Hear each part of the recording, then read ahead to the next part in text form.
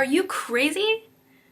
This seems to be a somewhat common phrase that many people say when you do something out of the norm or just because it's something that's not usually seen. When they ask this, you should say, well, historically, yes, I am crazy. We all are. According to a semi-recent study, the average high school student has about the same anxiety level as the average psychiatric patient in the 1950s. However, in the 50s, they also didn't research into things and conditions as they probably should have.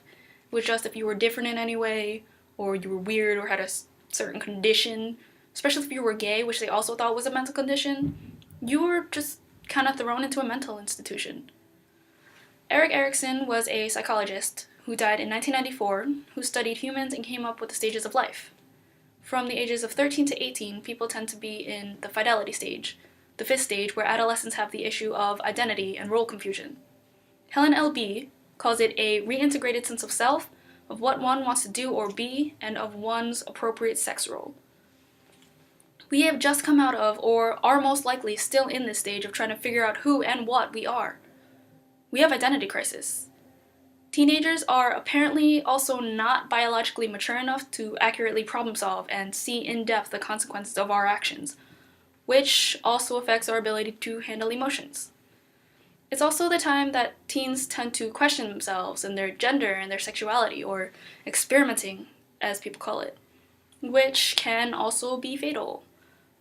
Without knowing how to handle it and around people who aren't mature enough to, or your home situation, or anything that society puts down and says, no, this isn't right, you shouldn't do this, that can cause people to go on edge. And if that's not enough, the chemical imbalances, the growth hormones, and the bodily changes, they all affect us as we grow up. And this is when people find out that they might have disorders. Boys seem to externalize their problems, resulting in things like ADHD, anger management, violence, while girls internalize, gaining eating disorders or depression. Not that they're gender exclusive, it's just more commonly seen this way.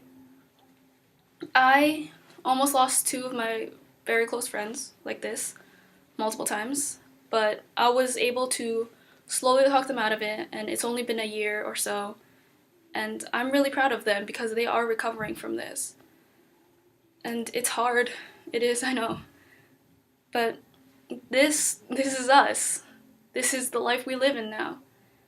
And maybe not at the moment, but I don't doubt that we've all bumped into something like this before, whether personally or friends. An eating disorder or emotions, you're not crazy. We're all crazy. But at least we're not getting thrown into a mental institution for it.